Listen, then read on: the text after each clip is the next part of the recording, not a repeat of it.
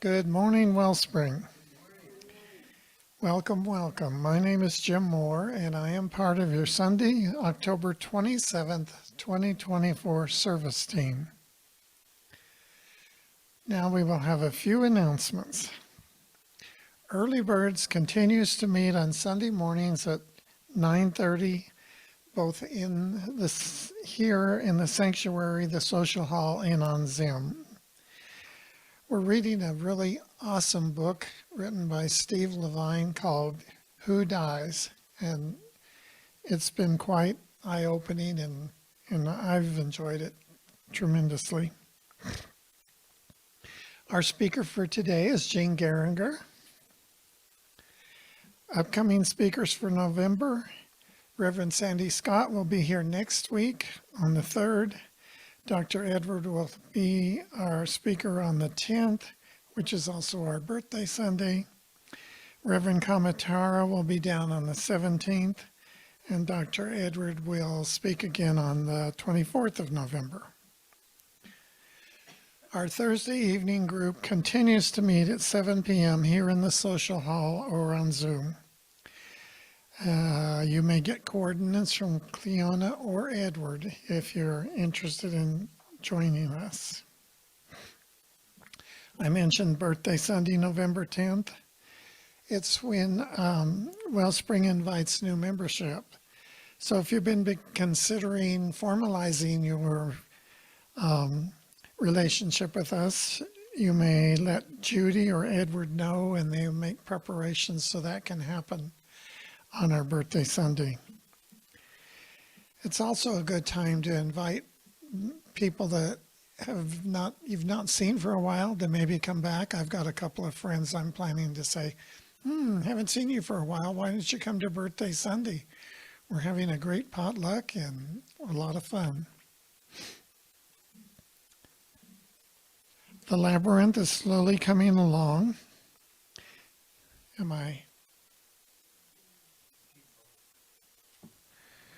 I'm not paying attention to that. Don't worry about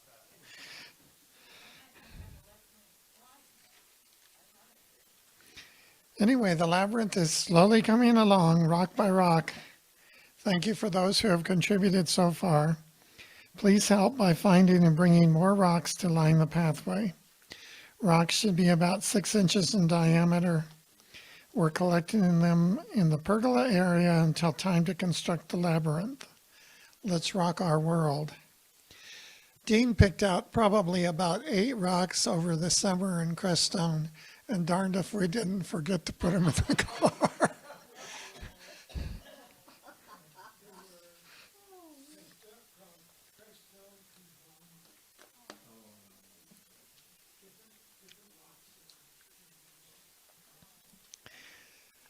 And lastly, our prayer team remains ready to serve and support you.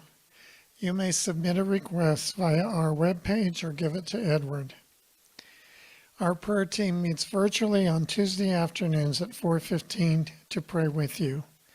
You may consider sitting in your quiet space during that time.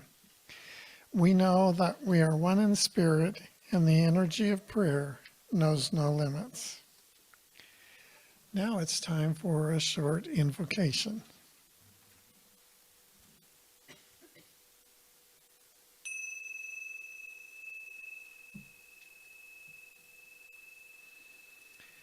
As we gather this morning, we know that Spirit is in this place, that there is nowhere that Spirit is not. We only need to be open to this truth to enrich our lives, hour by hour and day by day.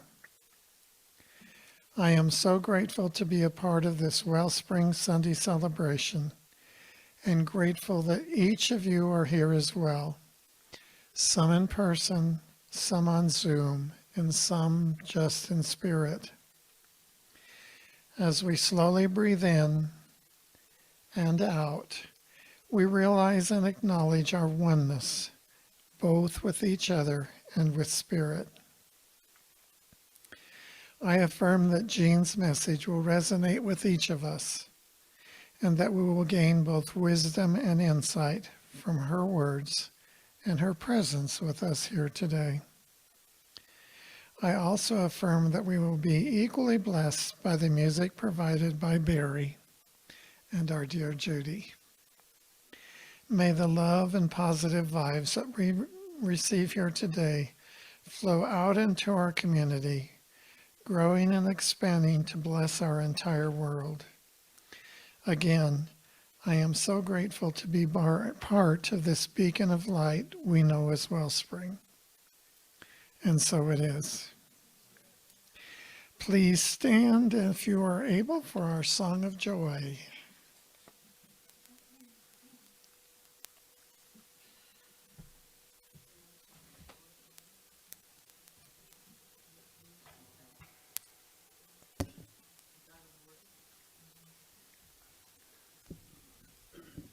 Let me say a minute about the value of the Song of Joy and what it does, and there's research on this, increases the energy in your body, and I would have to say the energy of the room. So full volume, you know the song.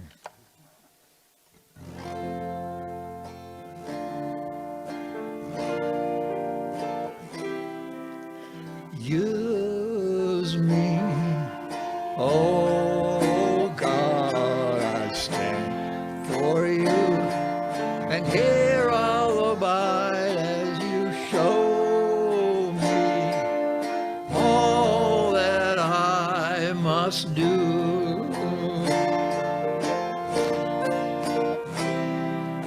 I used to think and God was the sun, God is the sun, but God's so much more than the earth and the stars and all of creation.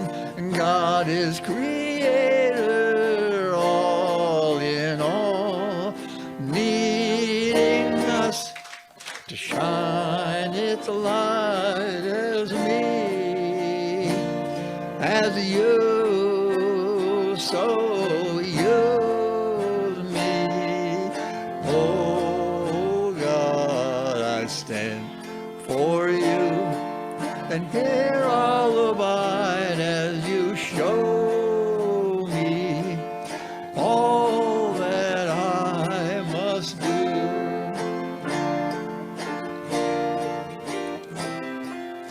Command my hands, what must they do?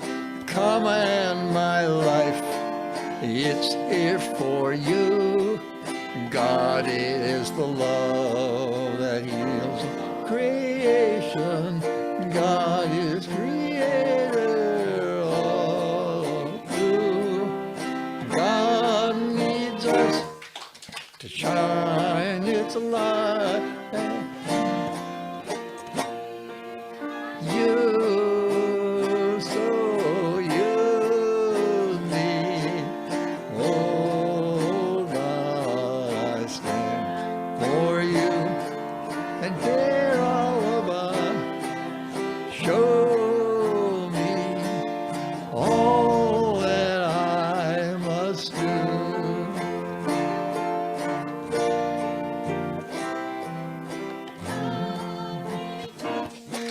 To shine its light, God needs us to shine its light, God to shine its light as me, as you, me, oh God, I stand for you.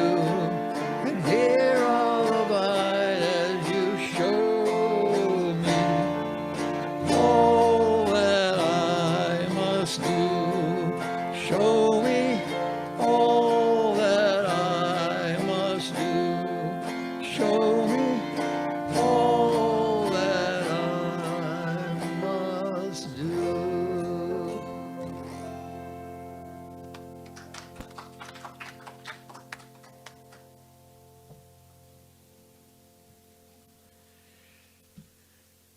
Thank you, Edwin.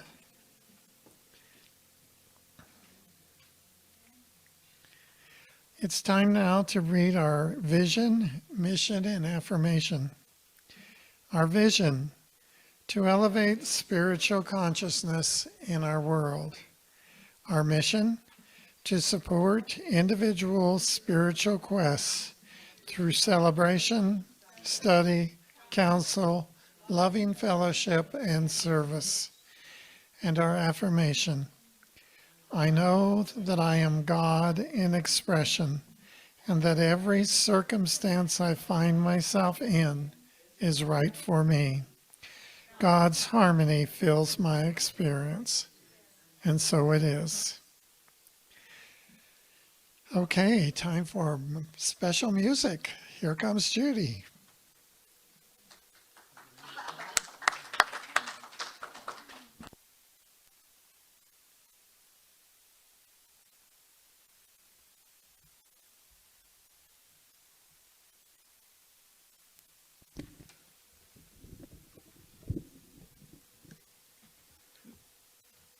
Don't want to get too close to the microphone.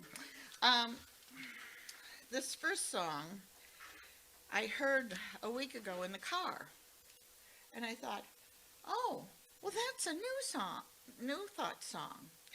And so this is sort of going to be a Disney morning, okay?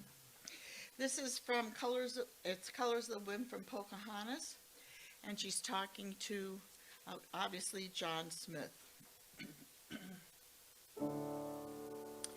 You think I'm an ignorant savage, and you've been so many places, I guess it must be so.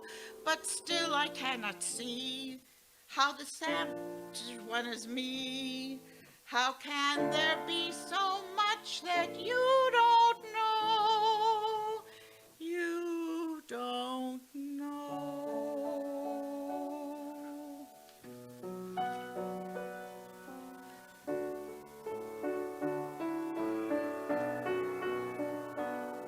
You think whatever land you own, the earth is just a dead thing you can claim. But I know every rock and tree and creature has a life, has a spirit, has a name. You think the only people who are people are the people who look and think like you. But if you walk the footsteps of a stranger, you'll learn things you never knew, you never knew. Have you ever heard the wolf cry to the blue corn moon, or ask the grinning bobcat why he grinned? Can you sing with all the voices of the mountain? Can you paint with all the colors of the wind? Can you paint with all the colors of the wind?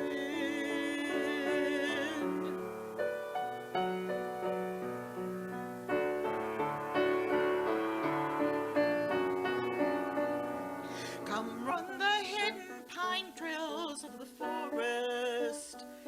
Come taste the sun-sweet berries of the earth.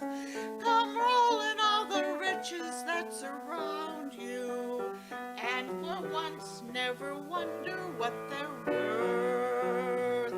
The rainstone and the river are my brothers. The heron and the otter are my friends, and we are all connected to each other in a circle, in a hoop that never ends. How high does a sycamore grow? If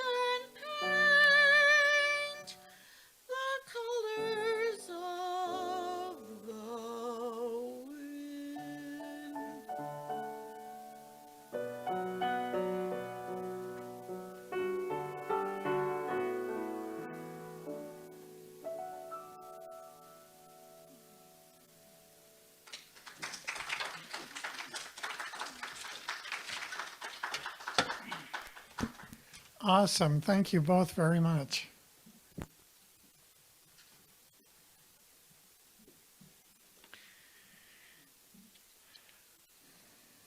I'm taking my reading today from 365 Science of Mind. See all the little places I've marked that I like? I'm not going to read them all, but a couple of them.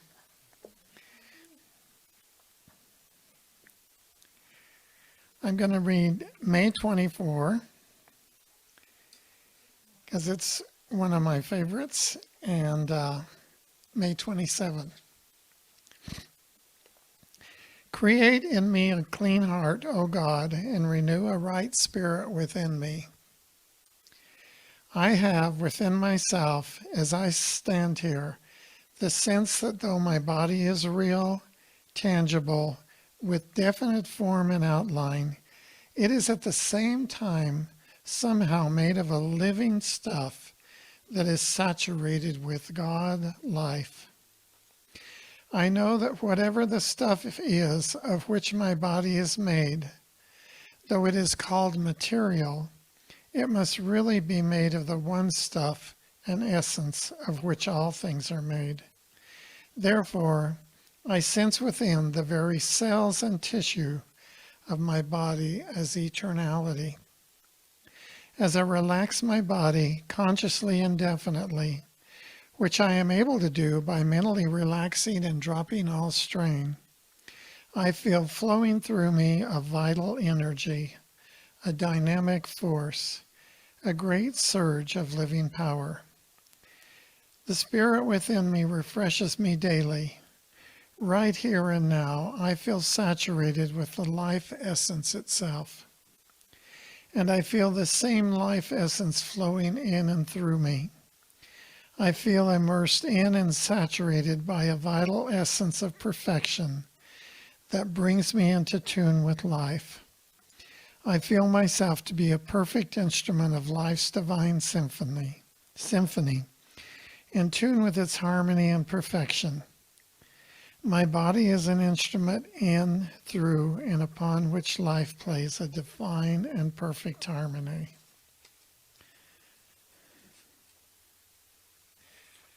April 27th. My flesh and my heart faileth, but God is the strength of my heart and my portion forever. I am conscious that the life and the intelligence within me is some part of the universal spirit. Therefore, I know that my mind is one with the infinite mind.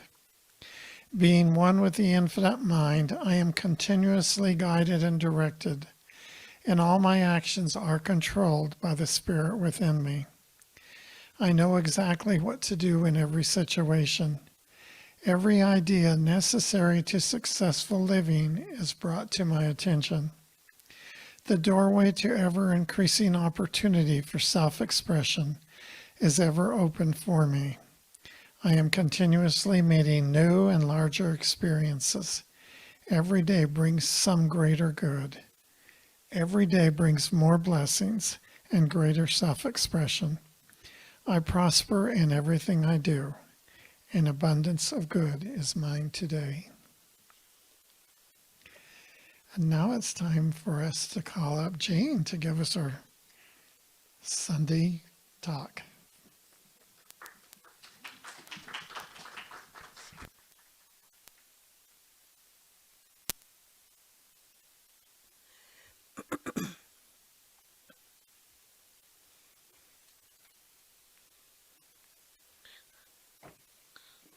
Thank you.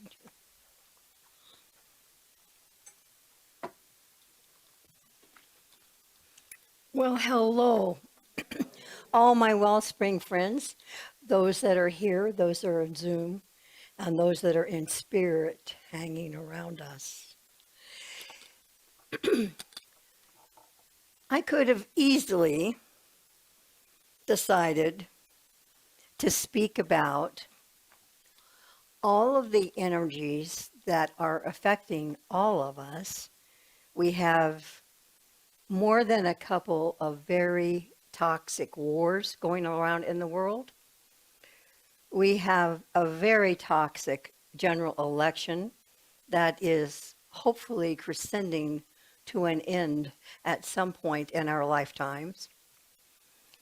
And all of those energies I thought of talking about and trying to give helpful guidance and how to tune into those energies and how to change them a bit to make our journeys within that more comfortable. But I'm not going to talk about that today. I decided to talk about Halloween. Something fun, something lighter. So, let's look at Halloween. I'm going to first go into its origin and how it came about. And from here, I am quoting a bunch from good old Google, several little sites before I get into my take and what we can do with that energy. And the main site, just in case they're watching down the line and say, my God, you quoted me, is from a site called Ask Angels. They had a whole lot of really good, concise words that I'm going to talk about here. Okay, so the origin can be traced back to the ancient Celts who celebrated the time around October 31st with a festival known as Samhain. Now, it was a festival for the final harvest of the season. And as we know, there where they were, had a bit different weather than we do, and in many places of the world. But they celebrated it at the exact point between the fall equinox and the winter solstice. We, I think, overall have undervalued the ancients and what they did and when they did it. Also, the timing of Samhain had to do with the position of the Pleiades. It had to do with numerology and astrology. Very concisely put into that place between October 31 and November 1, bringing in the elements, the energies of the planets where they were, and the energies of numerology. Very interesting.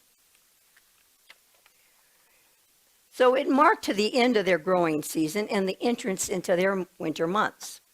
It was observed as a powerful turning point in the wheel of the year, which represents the cycle of life, death, and rebirth, as the earth journeys through every year. It's the time of the year when in most places, not us, the trees shed their leaves, animals go into hibernation, and the days do grow short and cold as we move into the winter months and a more inwardly focused period of rest and stillness. Samhain is the celebration of the ending of a cycle and the entrance into the dark half of the year. Darkness represents the unknown, the void, the subconscious mind, the realm of intuition, and all we cannot logically see or comprehend. Samhain is also a time when the veils between realms of the living and the afterlife are said to be thinnest. Hence, in our traditions in this area and many other cultures, we have the Day of the Dead. We have bringing in altars and remembrances of our ancestors, because the belief is that we can feel them, see them, or get messages from them is more apparent now than any other time, because the veils are thin. The ancient Celts celebrated this time with rituals to face and even celebrate death as a natural part of life. It was also seen as a time to honor the ancestors and to gain insight into the hidden realms of the subconscious. In integrating and accepting the dark, the knowledge and power of the light is also renewed. So now that we've looked a little about the origins of what we call Halloween, I want to share a little perspective of how you can add spiritual dimension to your Halloween. So with it being the ending of a cycle and the death of what has been. Let's think about that. It's a powerful time to honor and release what all has died and been removed from your reality. So think about that. Look at your past year. What has died and been removed from your reality? It could be people, could be relationships, could be friends, could be a place you lived. It could be parts of your health. It could be a lot of things. So let's think about what is dying to us and then release and let go. The time on and around Halloween is a perfect opportunity to release and let go, to consciously tune in, to consciously release lower emotions, outdated patterns, and energies tied to past situations, thoughts, and limiting programs. So as we all each think about that today and in the following week, to look within ourselves to where those lie. And in this time where the veils are thin, to bring them to the surface and deal with them. Take some time to cleanse your energy with light and returning to love. Letting go also includes taking the time to honor and release all that you have achieved in the past year. And you think, why? If I've achieved this and feels good, why do I want to release it? Because it's done. And by releasing that, you're opening up to new energy for other intuitions and things to come in.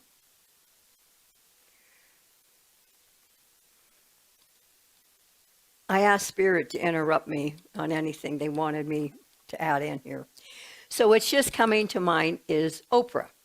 Oprah, the media star. Look at all she's done. She started with a well-loved TV show, and people were aghast and upset when she ended it. She had a magazine that was well-loved, and people were aghast when she ended it. She had a wonderful series I loved called Super Sunday. Super Sunday, a very soulful Sunday with people you would and wouldn't expect, giving interviews and seeing the spiritual aspects of things you wouldn't expect. And that is over.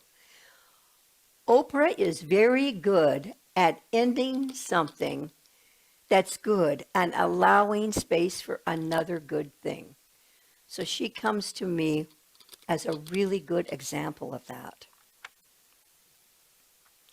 So when you shed and let go of all that has been and let it die and fall away, you create that opening and tap into the power of the cycles of life, death, and rebirth.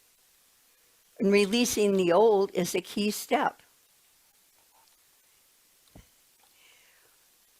I just came back from a week-long trip to New England. It was a road trip with a company called Road Scholar. 25 people in 5 states. It's all about lobsters, wine, fall leaves, and beautiful little inns and wonderful. It was just great. Now, in these kinds of trips, on the initial day where you get to know each other, on the average, the tour leader asks you to get up, introduce yourself, and tell about yourself. And I can't tell you how often, and these are all people about my age, so they're in their 60s, 70s, and some in their 80s. How often when they talk about themselves, they talk about what they were, not who they are now. So that identity, one gal was an airline flight attendant, and that's all she could talk about. Everything she related to was that. There was no other reality for her. So think about that. Looking at us, we've all been something. We've all had careers in different fields. For many of us, is that our identity now? There may be a continuation. I'm thinking of Barry and his music, that's probably a part of his life always. One of the best tour leaders I ever had on one of these trips, she said, do say your name and say where you're from, but don't tell what you used to do or how many grandkids you had, and don't show any pictures of dogs and cats. She says, what I want you to say is two things. One, on some trip, wherever you were, tell a story about something that blew you away. You're on a trip, or around here, local. For us, it could easily be a fantastic sunset here.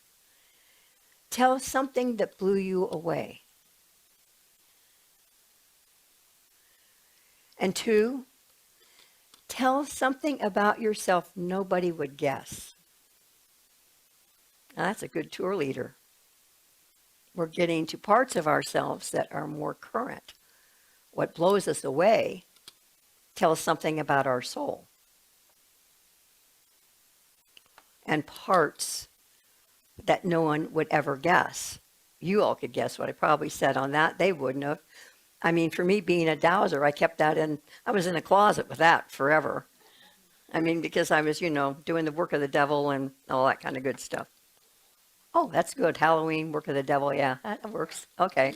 So that was, and on that trip where that tour leader said that, I said, I'm going to come out of the closet and tell people I'm a dowser.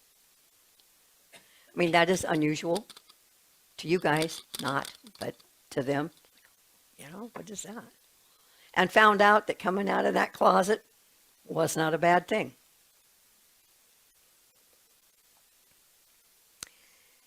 So, in making way for creative possibilities and new opportunities to emerge, to letting go of what's past, we want to connect with the realms of spirit. It's a time when the veil between the physical and spiritual realm is thin, so we can become more aware of the activity happening in the realms of spirit.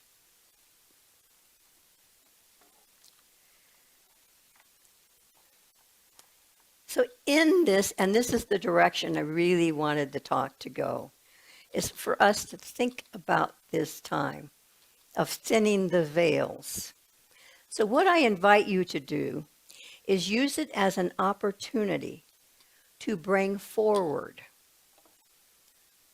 what has been in between for you. What has been pushed to the back? What has been pushed to the side? What you are fearing? Where you are carrying hurt? We all have this. I have this. I've been dealing something in the past couple of weeks that I'm still having a hard time putting my arms around what is this energy about. It's not a pleasant energy, but it's this kind of stuff because we're good. We're in this group. We're in this Wellspring family because we have the spiritual tools and guidance to deal with these things that maybe others haven't developed. We can look at the dark places in our mind, at anger that's been there for years, over a lost promotion, over a failed relationship, over a blocked opportunity. And I challenge you that in this time between the veils to bring it forward, let it sit there, put a place at the dinner table, say, okay, hello, let's deal with this. Because those kinds of feelings, those kinds of emotions, I feel, hold down our soul to its true evolution of light. And this is a great time, and we all have the spiritual strength to do this. Bring it to the light. Bring it to the open. Do you need to understand it? Maybe you don't. Maybe that's why I'm having trouble with the one I'm dealing with, is that I don't understand it, but maybe I don't need to understand it.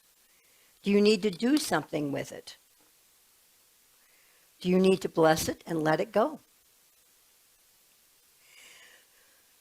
So, just like Jim was talking about in the readings, about knowing we are life's essence, we are harmony and perfection, and we are one with the infinite mind, we can do this.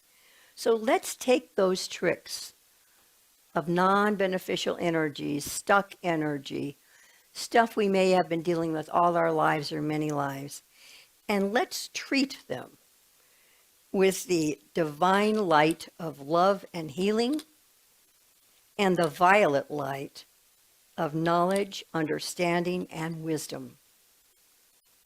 And let the energy be transformed in this time of magic.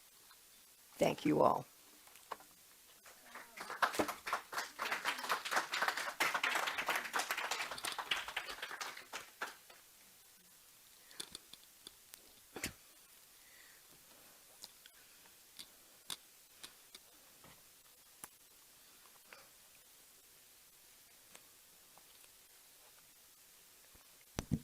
Edward's going to come up and do our affirmative prayer.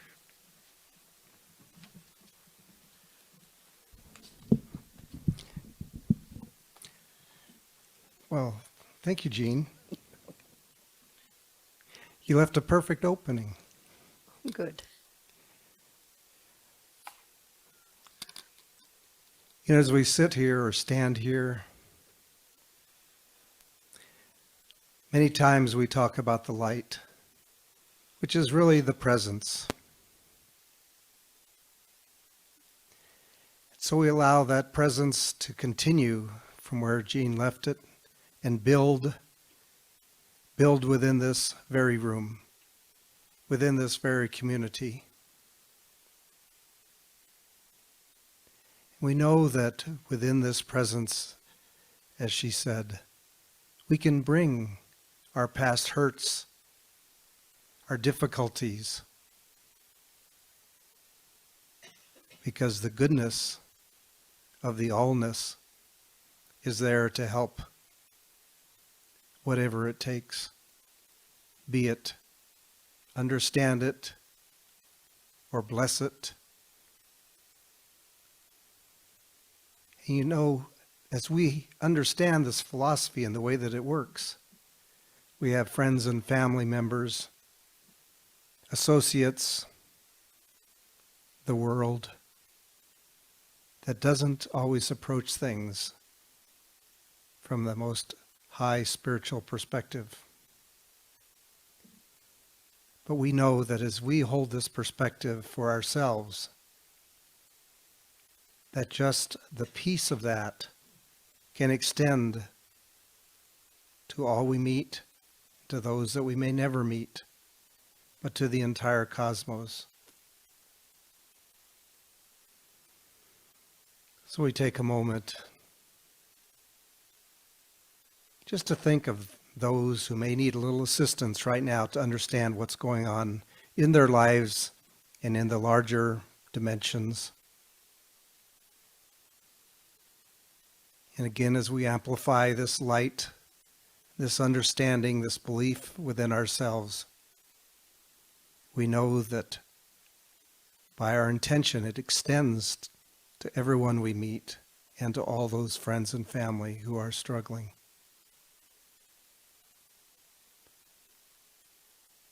There's nothing for us to do for them except to be that shining light that we truly are. And as we remove those blockages of energy, we can shine more brightly. We know that's what our calling is. Your calling is to be the most magnificent you can ever imagine. You know, it's not only a calling, but it's your destiny. You cannot avoid it.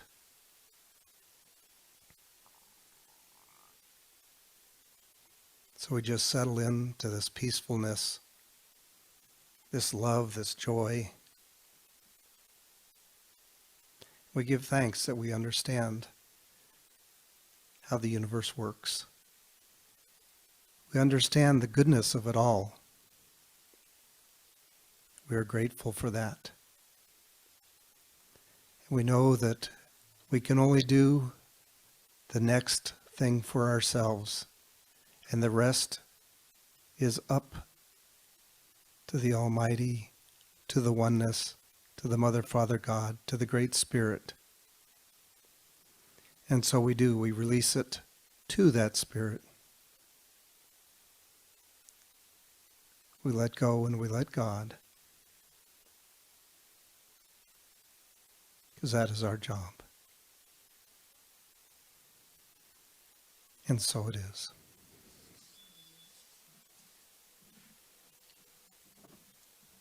Now it's time for some more special music.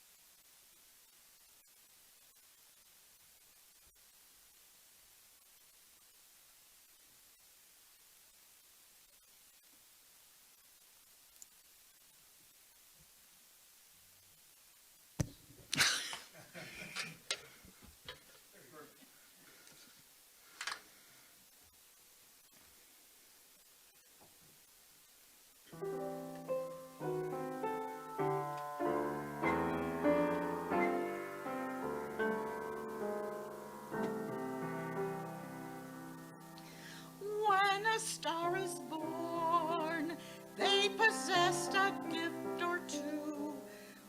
One of them is this: they have the power to make a wish come true. When you wish upon a star, makes no difference who you are. Anything your heart desires will come to you. If your heart is in your dream, no request is too extreme. When you wish upon a star, as dreamers do, fate is kind. She brings to those who love the sweet fulfillment of their secret longing.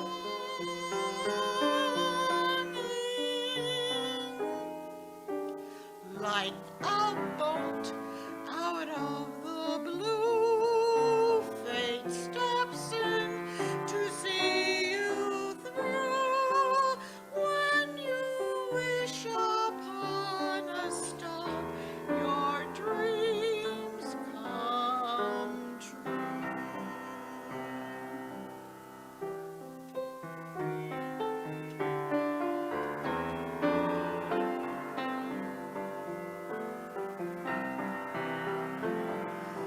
Fate is kind.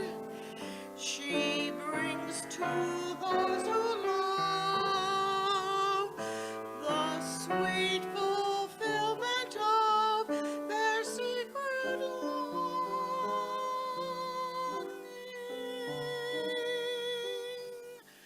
Like a bolt out of the blue, fate steps in to see you through. When you wish upon a star, your dreams come true.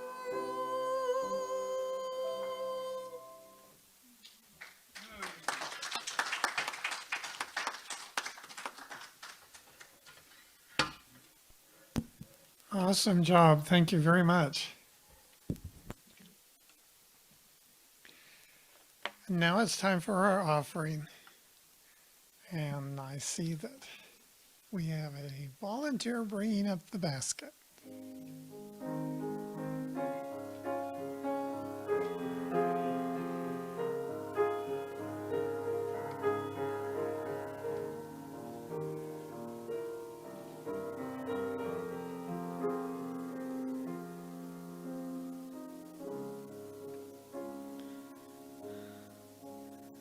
Thank you, Sharon. As we acknowledge and receive our virtual and in-person gifts, we give great thanks for the offerings already given and those we will be receiving, because we know that giving and receiving are both part of the one flow. We affirm that we are also part of that flow. We bless these gifts and know they are multiplied throughout our community. Thank you. There are a number of folks who have contributed to the production of this service, and we are grateful for their service. Edwin and Cleona in the back, and our musicians, and just our speaker, and everyone. We thank you for joining us today out there in Zoom land and here in the sanctuary. Lastly, stay around in the Zoom meeting after service to visit if you like, and join us in the sanctuary, in the social hall if you're here in the sanctuary. Oh, goody. Lots of goodies. Please stand as you are able and read the benediction with me, followed by our congregational song. In the midst of us is mighty, joy, peace, and eternal life, our true nature, and flow through us into the world, and so it is.